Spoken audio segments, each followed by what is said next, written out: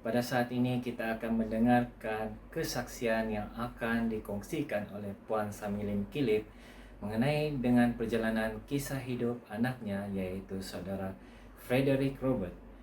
Terima kasih Maria karena memberi saya peluang untuk menceritakan bagaimana si Frederick dia kena stroke dan macam mana dia menerima Yesus sama-sama dia belum berpasihat. Si Frederick dia kena stroke pada 7 hari bulan 2 tahun 2015 di rumah. Dan pada masa itu kami bawa dia pergi hospital. Sampai saja di hospital dia tidak sadarkan diri, dan dokter mengatakan yang ada pembekuan darah di kepala dia dan pembadahan terus. Dia kena antar pergi Kuin 2 pada musim itu. Sesudah dia kena badah, dia kena koma 2 minggu. Saya juga berdoa dia tidak putus-putus supaya dia terus sadar. Dan sudah dia 2 bulan di sana, dokter kasih pulang dia di rumah. Sama-sama dia terlantar di rumah. Dia pernah tidak tidur selama 3 bulan. Dan memori dia pun 1 tahun yang dia tidak ingat.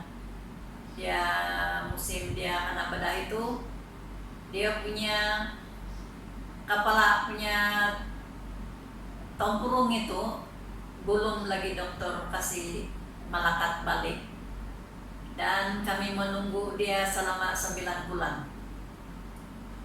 Selama 9 bulan kami menunggu, baru bilang dokter boleh kasih balik itu dia punya tempurung.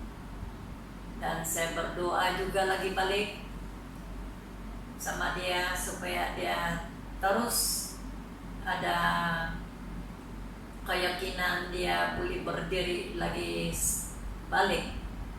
Sesudah dia berdiri dan boleh ada pemikiran sedikit sudah, dia mengatakan yang dia mau ikut datang ke gereja. Dan macam mana dia menerima Yesus sama-sama dia sakit. Ada 1 kali yang dia bermimpi, dia bercerita sama saya yang ada dia bermimpi pada ketika itu. Dalam mimpi dia itu ada 1 tangga yang tinggi. Dia naik itu tangga itu, tapi sesudah dia sampai di tangga di atas di sana, dia berjumpa dengan 1 orang tua. Dan orang tua itu dia pakai selendang dan botak dan ada tongkat. Jadi dia mengulurkan tangan dia untuk bersalaman, tapi belum sempat dia bersalaman, tapi orang tua itu sudah hilang. Dalam mimpi dia bercerita sama saya. Tapi pada ketika itu saya datang di gereja dan saya bercerita dengan Elda Muna apa arti itu mimpi dia. Jadi Elda Muna bilang, cantik itu dia punya mimpi. Mungkin kali Yesus mau dia masuk di dalam kebenaran, dia bilang. Jadi pada ketika itu saya tanya dia maukah dia ikut saya masuk dalam kebenaran. Tapi dia bilang dia mau ikut, tapi dia tidak paham. Tapi pengertian dia itu musim itu, walaupun saya sebagai orang tua dia Seventh-day Adventist, tapi dia waktu itu belum pernah datang ke gereja dan tidak mengerti apa yang saya cerita sama dia orang. Dan pada ketika itu musim Pastor Harry lagi ada di sini. Dia lagi yang selalu datang di rumah, memberi dia pelajaran dan berdoa dia supaya dia sehat dan dalam perjalanan itu apa yang dia mau mengikuti baptisan pada masa itu. Memberi dia soalan begitu, walaupun pada masa itu anak saya belum berapa paham, tapi dia mau juga mengikuti. Dan sesudah dia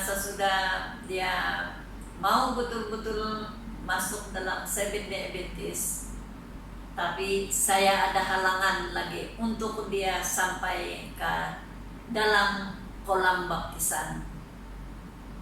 Saya dan suami saya bukan seiman, jadi itu halangan saya yang besar, sebab dia tidak mau si Frederick ikut saya di dalam Seventh-day Adventist. Saya kasih paham dia, tapi dia tidak menerima apa yang saya cakap sama dia. Jadi saya berdoa, tiada pengharapan saya melainkan Tuhan yang memberi saya kekuatan pada masa itu. Bapak dia mau dia ikut, sama satu-satu anak dia laki-laki, dia bilang. Tapi mungkin Tuhan kali jawab juga saya punya doa itu. Sebelum sampai baptisan, dia tahu sudah si Frederick minta baptis, tapi dia pulang kampung, yang dia tidak mau si Frederick masuk dalam Seventh-day Adventist. Tapi sebelum sampai baptisan begitu, dia ada telepon yang kasih benar si Frederick masuk dalam baptisan.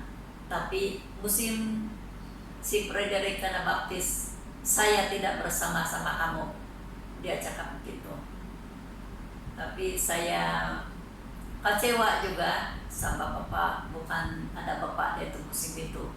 Tapi puji Tuhan dan syukur, si Frederick pun sampai ke baptisan juga.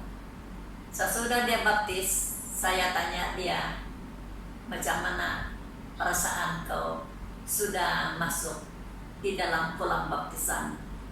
Dia cakap, saya gembira, Tuhan sudah terima saya, walaupun saya lemah pada masa ini. Dia cakap begitu. Jadi saya pun bersyukur, dia sampai hajat juga minta baptis, dan puji Tuhan. Dan saya berterima kasih juga kepada Pastor Eri yang begitu kuat, dia memberi pelajaran si Fred, walaupun si Fred pada masa itu belum apa-apa pengertian dia.